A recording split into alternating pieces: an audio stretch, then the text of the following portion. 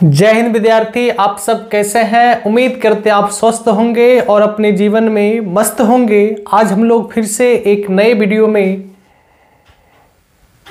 उपस्थित हुए और उम्मीद करेंगे कि आपको सारे वीडियो अच्छे रूप से अच्छे तरीके से समझ में आ रहा होगा। तो चलिए देर ना करते हुए हम लोग क्वेश्चन की ओर बढ़ते हैं और देखते हैं क्वेश्चन में क्या पूछा गया है। देखिए, सबसे पहला क्वेश्चन आपके स्क्रीन पे दिखाई दे रहा है और आपसे पूछा जा रहा नहीं, इससे और पहले कुछ क्वेश्चन होगा। हाँ, यहाँ से देखिए क्या बोल रहा है।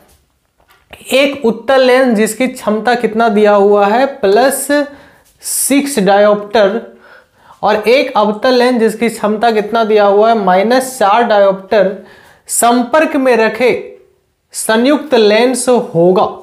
आपसे पूछा जा रहा है कि एक उत्तल लेंस और एक अवतल लेंस को जब हम लोग मिलाते हैं, संपर्क में रखते हैं, तो बताइए संयुक्त करने पर, मिलाने पर वह कौन से लेंस के जैसा बिहेव करेगा और उसका फोकस दूरी भी आपसे पूछा जा रहा है, क्योंकि ऑप्शन में आपको देखो फोकस दूरी के रूप में दिया हुआ है।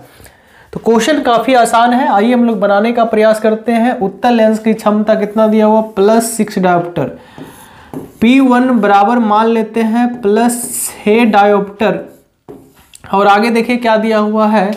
अवतल लेंस की क्षमता बताइए कितना दिया हुआ है -4 डायोप्टर अर्थात P2 मान लेते हैं -4 डायोप्टर ये है। और इन दोनों लेंस को संपर्क में रखेंगे तो कौन से लेंस के जैसा बिहेव करेगा, तो आपको पता है एक फॉर्मूला P बराबर होता है P1 + P2। P बराबर क्या होता है P1 + P2। चलिए P1 का मान रखेंगे तो बताओ P1 का मान दिया हुआ है 6 डायोप्टर और P2 का मान दिया हुआ है -4 डायोप्टर। अब इसको आगे बढ़ाइए, 6 डायोप्टर प्लस माइनस हो जाएगा -4 डायोप्टर और 6 में 4 गया, बचा कितना भाई 2 डायोप्टर। और आपको पता है कि डायोप्टर को आप मीटर इनवर्स भी लिख सकते हैं। तो बताओ P का मान कितना आ गया 2 मीटर इनवर्स, या फिर P का मान कितना आ गया 2 डायोप्टर, वो भी क्षमता किस में आया भाई प्लस में। अगर क्षमता प्लस में आएगा तो आपको पता है ये किसके जैसा बिहेव करेगा, उत्तल लेंस के जैसा बिहेव करेगा।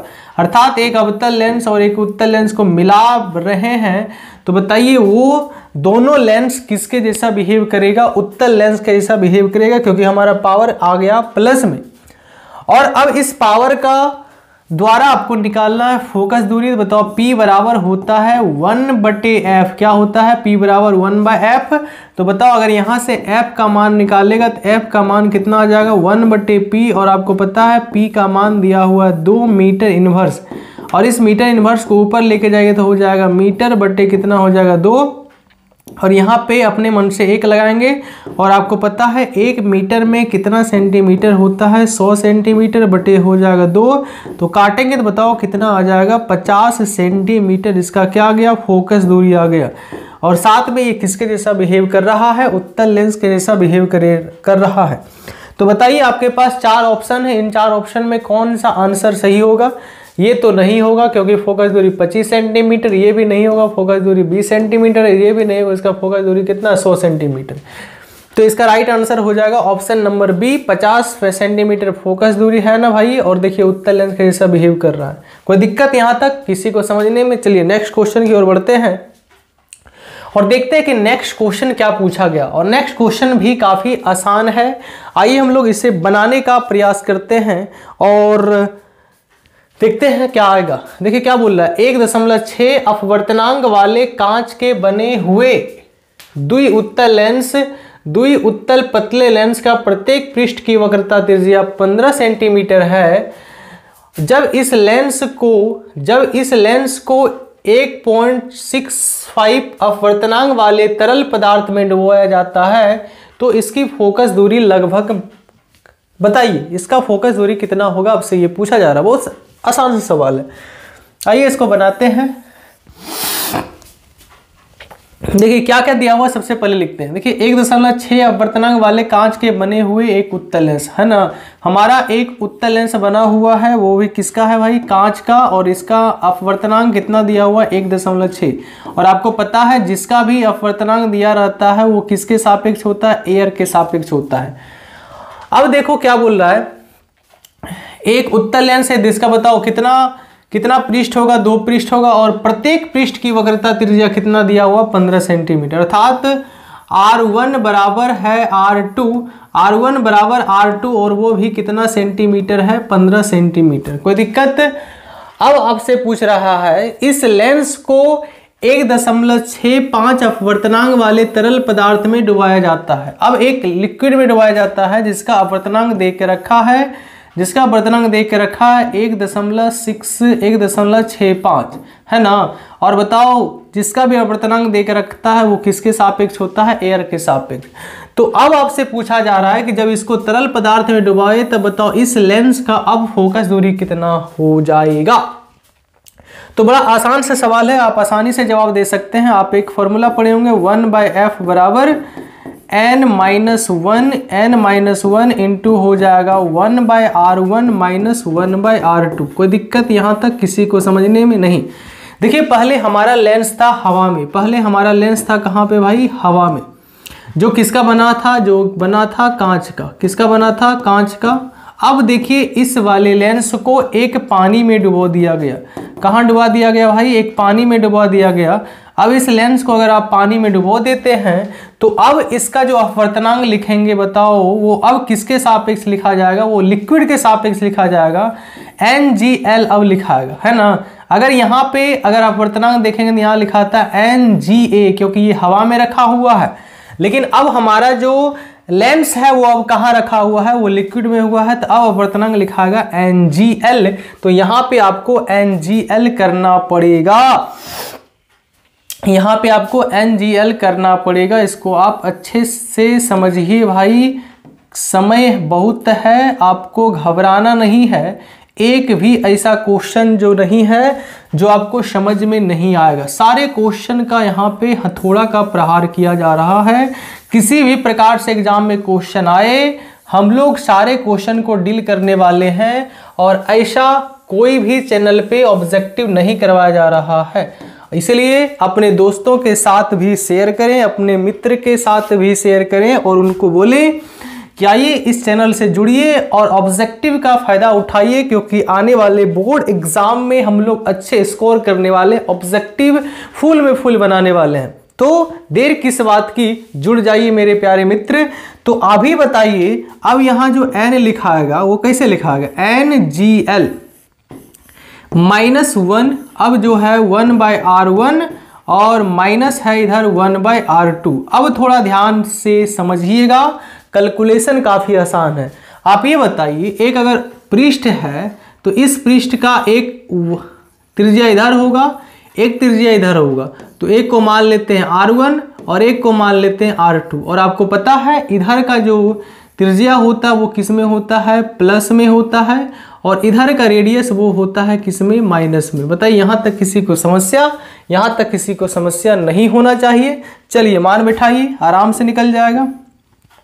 NgL को क्या लिखिएगा, n के अनुसार आपको पता है पहले वाला ऊपर रहेगा, बाद वाला नीचे ही रहेगा। किसके अनुसार भाई, n के अनुसार, ऐसे पढ़ते हैं हम लोग। अब बताइए जब भी अपवर्तनांक होता है एयर के सापेक्ष, तो यहाँ पे कुछ नहीं तो एयर दीजिए, यहाँ भी कुछ नहीं तो एयर दीजिए। इधर -1 है तो हम लोग -1 देते हैं। यहाँ तक किसी को समझने में समस्या, इधर है 1/r1 माइनस 1/r2। चलिए अब मान रखते जाइए, आराम से बनते चल जाएगा। अब बताइए Nga का मान कितना दिया हुआ है, Nga का मान दिया हुआ है 1.6, NLA का मान दिया हुआ है 1.65 -1। अब बताइए R1 का मान कितना है, क्योंकि इधर का रेडियस हम लोग किस में लेंगे, माइनस में, इधर का रेडियस हम लोग किस में लेंगे, प्लस में। तो बताओ R1 का मान 15 है, वो भी किस में, माइनस में, और R2 का मान 15 है, किस में, प्लस में। यहाँ तक बताइए किसी को समस्या नहीं। अब बताओ इसका अब एलसीएम निकालेंगे तो एलसीएम में यहाँ पे आ जाएगा 1.65, यहाँ पे आ जाएगा 6 यहाँ पे आ जाएगा 1.65, कोई दिक्कत नहीं। अब इधर हल कीजिए। अब बताओ यहाँ पे 15 का एलसीएम 15 ही हो जाएगा, यहाँ पे -1, यहाँ पे भी -1 होगा। बताइए यहाँ तक किसी को समझने में दिक्कत समस्या नहीं। अब इसको आगे बढ़ाइए, आगे बढ़ाएंगे तो बताओ क्या हो जाएगा। 1.6 माइनस 1.65 जब आप घटाइएगा तो आप घटा के देखो कितना आता है। 1.65 है और आपको घटाना 1.60। बताइए कितना आ जाएगा। 500 आ जाएगा, 0.005 कितना, वो भी माइनस में आएगा क्योंकि ये बड़ा है। तो 1/f बराबर हो जाएगा 0.05, 0.05 बटे बताओ कितना हो जाएगा 1.65, 1.65। आगे बढ़ाइए, इधर कितना आ जाएगा -2/15, -2/15 और ये भी किस में आया माइनस में। और आपको पता है माइनस माइनस क्या हो जाएगा, प्लस हो जाएगा। तो बताओ 1/f बराबर, यहाँ पे बताओ दशमलव तोड़ेगा 100, यहाँ पे दशमलव तोड़ेगा 100 नीचे यहाँ पे आने वाला है और यहाँ पे 100 कहाँ जाने वाला है, ऊपर। तो बताओ कोई फर्क पड़ा, 100 से 100 क्या हुआ, कैंसिल हो गया। तो इधर बचा 5 गुना 2, क्योंकि माइनस और माइनस माइनस क्या हो जाएगा, प्लस हो जाएगा। 5 गुना 2 बटे हो जाएगा 165 × 15, है ना। इसको काटते नहीं है क्योंकि भागा देने में हमको आसानी होगा।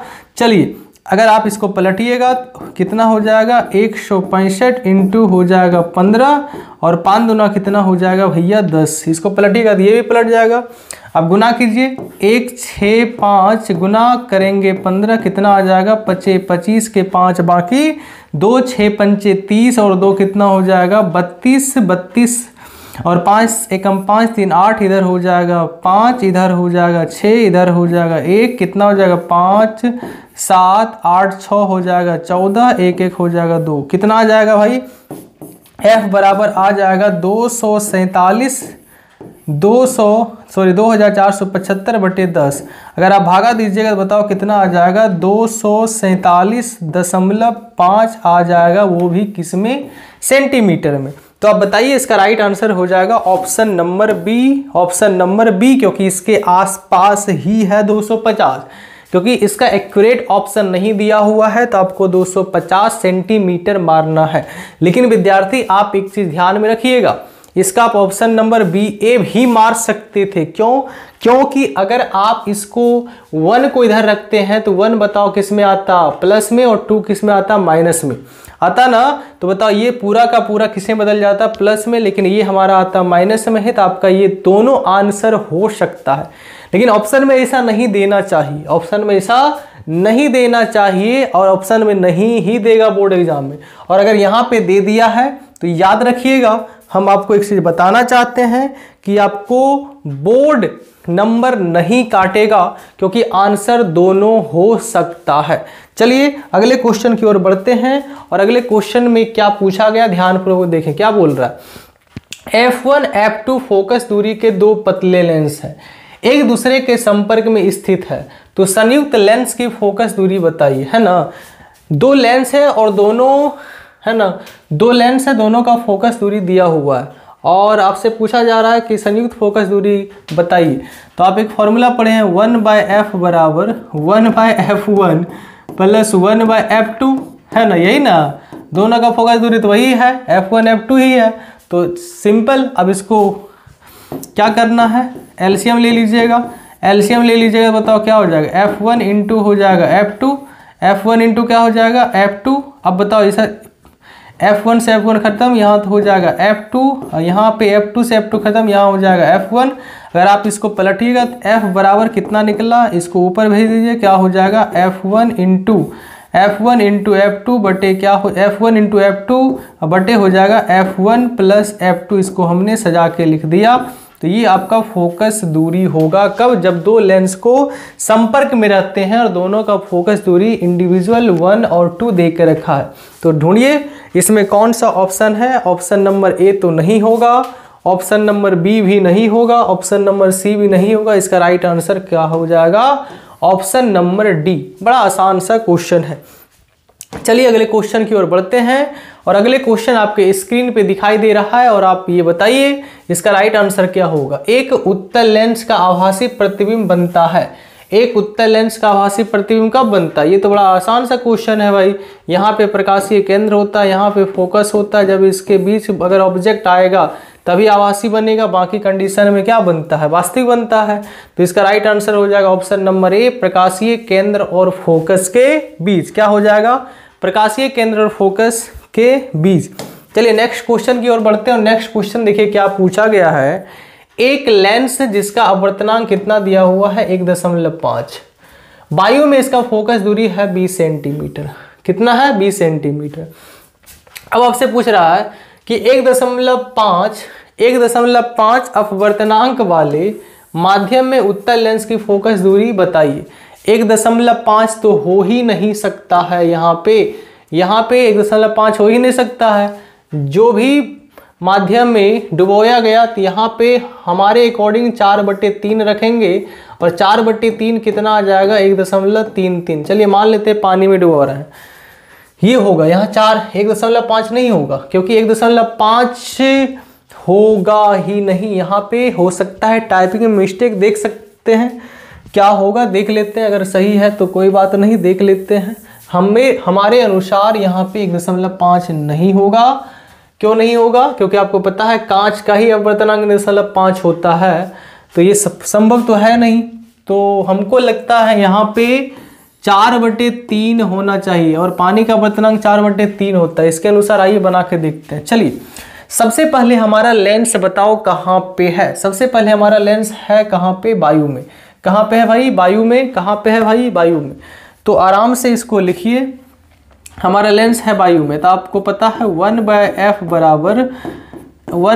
बराबर NGA-1 लिखिएगा इंटू क्या हो जाएगा? 1/R1 minus 1/R2। जो मान दिया हुआ रखते चले जाइए। f का मान बताओ कितना दिया हुआ है? f का मान दिया हुआ है 20 सेंटीमीटर। कितना सेंटीमीटर है? 20 सेंटीमीटर। तो यहाँ 20 आप रख दीजिए बराबर अपवर्तनांक 1.5 माइनस 1, इधर हो जाएगा 1/R1 माइनस 1/R2। इसको मान लीजिए समीकरण नंबर 1। अब बताओ, अब उस माध्यम में डुबो रहा है जिसका अपवर्तनांक कितना है? 4/3। तो इसका फोकस दूरी बताइए, है ना। पुनः हम लोग कोई दूसरा माध्यम में डुबो रहे हैं, तो अब जो फॉर्मूला होगा वो हो जाएगा n, यहाँ पे हो जाएगा l, है ना। यहाँ पे हो जाएगा कोई माध्यम में डुबो रहे हैं, क्या हो जाएगा भैया? यहाँ हो जाएगा आपका कोई माध्यम में डुबोया जा रहा है जिसका अपवर्तनांक कितना दे के रखा है? 4/3। तो इसका फोकस दूरी बताना होगा आपको। इसका फोकस दूरी आपको बताना होगा। कुछ तो हमें गड़बड़ लग रहा है, देखते हैं। अगर बन जाता है तो ठीक है, नहीं बनता है तब भी ठीक है ना। हम लोग बनाने का प्रयास करते हैं। बताइए, कोई माध्यम में डुबो दिया गया, तो अब इसका हम लोग जो लिखेंगे अपवर्तनांक वो क्या लिखेंगे? यहाँ पे अभी जस्ट हम लोग बना के आए हैं। यहाँ लिखेंगे NGL। क्या लिखाएगा भाई? NGL, क्योंकि कोई लिक्विड में डुबो गया, इधर हो जाएगा 1/R1 माइनस 1/R2।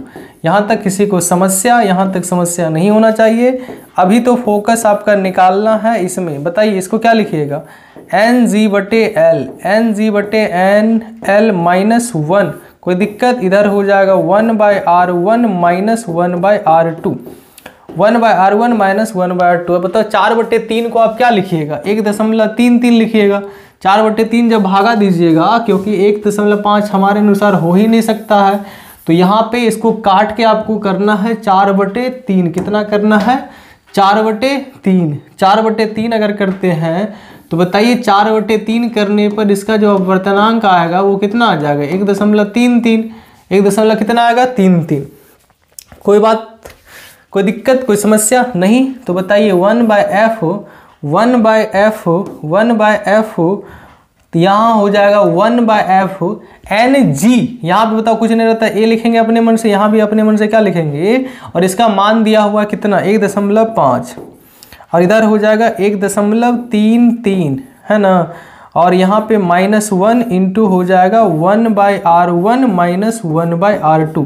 किसी को समस्या नहीं होना चाहिए। एक स्टेप और बढ़ाते हैं, 1/f बराबर हो जाएगा, एलसीएम कितना आ जाएगा 1.33, इधर हो जाएगा 1.5 माइनस 1.33 इंटू हो जाएगा 1/r1 माइनस हो जाएगा 1/r2। बोलिए किसी को समस्या नहीं होना चाहिए, किसी को समस्या नहीं होना चाहिए, किसी को समस्या नहीं होना चाहिए।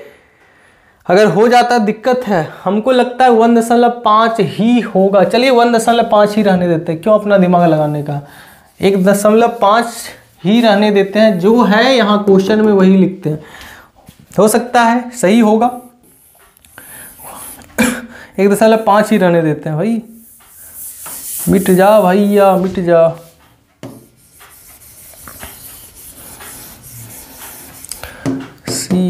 सीताराम सीताराम सीताराम सीताराम। चलिए चलिए चलिए चलिए चलिए, क्योंकि ऑप्शन के अनुसार हमको लगता है हो सकता है, हमें भी लग रहा है ऑप्शन के अनुसार हो सकता है। चलिए कहाँ पे डुबाया गया, एक लिक्विड में, तो अब यहाँ पे लिखेंगे क्या, NGL-1, कोई दिक्कत, इंटू है 1/r1 minus 1/r2, 1/r1 minus 1/r2। चलिए मान रखते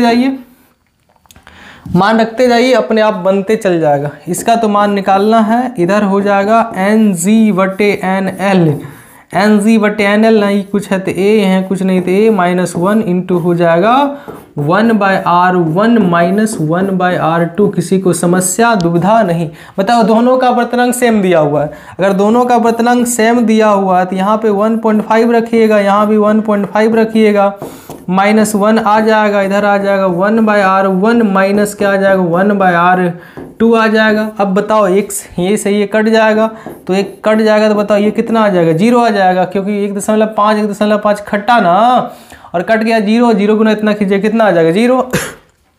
आएगा या नहीं आएगा, आएगा या नहीं आएगा ये बताइए। या फिर आप इसको आप मान लीजिए समीकरण नंबर 2, उतना आपको समझ में नहीं आ रहा है तो अभी आपको मान लेना है ये समीकरण नंबर 2। अब क्या करना है, समीकरण 1 भागा समीकरण 2 करना है, समीकरण 1 भागा समीकरण 2 करना, समीकरण 1 भागा समीकरण 2 करना, समीकरण 1 भागा समीकरण 2 करना। तो समीकरण 1 1/20 और इधर है 1/f है ना। चलिए 1/20 बराबर है 1/f।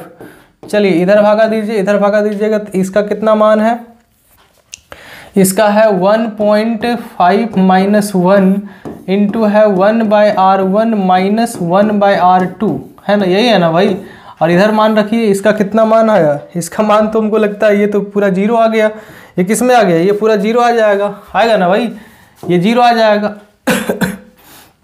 इसको पलटिए और पलटिएगा तो आपको पता है यहाँ पे क्या लिखा आएगा, सबसे नीचे वाला ऊपर जाएगा तो F/20 हो जाएगा। होगा या नहीं होगा, होगा या नहीं होगा, आप ये बताइए। किसी भी टर्म में 0 से भाग दे रहे हैं, इसका मान कितना हो जाएगा, अनंत हो जाएगा। और गुना कीजिएगा अनंत से तो ये तो अनंत ही हो जाएगा, क्योंकि अगर सेम दिया हुआ है तो अनंत ही इसका राइट आंसर होगा, अनंत ही होगा।